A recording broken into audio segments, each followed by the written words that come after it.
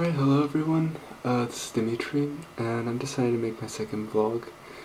I've decided I'm going to start this up and I'm going to try to vlog once a day. I'll obviously take some breaks, but it's good because I'll get into a creative routine where I can, basically share my thoughts, formulate them, stay in practice, and keep putting myself out there sometimes in less comfortable situations, thereby learning and growing and hopefully attracting people. Not so much as a fan base, people to judge whether or not I'm right, but basically to open up discussion, which is something that I don't really feel like I get to do over Facebook. Now, the topic of the day is the Myers-Briggs test, which more or less I have been using for the past year and a half. And, when I first encountered it, I did feel like it was it might be pigeonholing. I didn't attribute to it any great credit. I was very inclined to see myself as an ISFP. The distinction between the different functions didn't really matter much to me. But then I found overwhelming evidence that actually, contrary to what I like to believe, I really was an INFP. And there's something in that, something in accepting myself as an INFP, and seeing my drive towards finding meaning in things, which began a long journey of, me almost narcissistically becoming involved incredibly within my own emotions and seeing really how many emotional things from my past I was neglecting, and how much of myself I was neglecting. And by virtue of that, recently, since I got a job, I've been able to see, through trying to kind of put myself in the position of people whom I've identified as having different personality types, just why I never felt like I could relate to these people. Just incredibly, on one hand, how they match their personality type, how easy it is to identify it, to pretty much say something about a person without really knowing that person first. I've met people on buses and it pretty much left them stunned because I could tell them, what their life's about, their value system, just by looking at them. But it gave me a deeper appreciation also, of the different worlds in which we live. I talked to a friend of mine today who I've typed as an ISTJ, and here's the thing, he took the test independently of me, and he got the same results as I found for him. Now,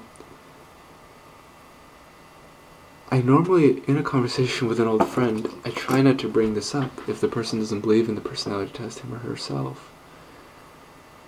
I think I remember, though, the first time that I was given this test, it was around sophomore year.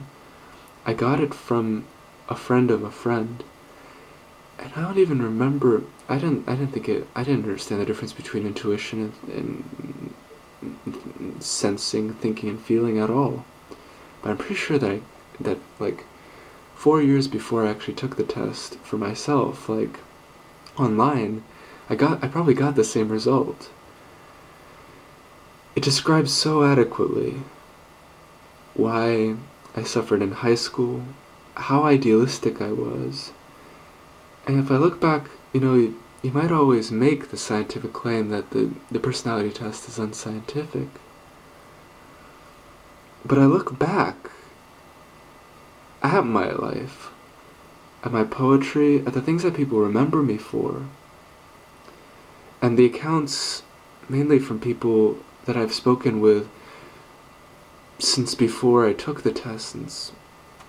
I look back at writers that I identified with, and lo and behold, they're all the same personality type. I once said to people that, Salinger, my life is like a J.D. Salinger novel, or Harry Potter is like my religion. And, it was just so much easier to identify with these people. This was the thing that made me really believe in the INFP, in the Myers-Briggs test, really. Which, it was so... And really, it really comes down to a matter of Jung's intuition about people, because it goes back to Carl Jung's theories, and he he made sure that he didn't publish anything that had BS in it, bad science. It's so incredibly clear, like my sense of wonder for things. My it explains why my first relationship got problematic, because I had such high ideals. And I kind of avoided this fact that, like, yeah, well, Orwell speaks to me so much. I would much sooner identify with Orwell or Salinger and be the next Shakespeare than with someone like Harry S. Truman, something like that, you know? But I respect those other people more because I recognize that as their personality type, and I recognize they're really in a different universe or on a different planet than I am. I talked to Jeff today, my friend, who's an ISTJ, and I didn't even have the Myers-Briggs immediately in my mind.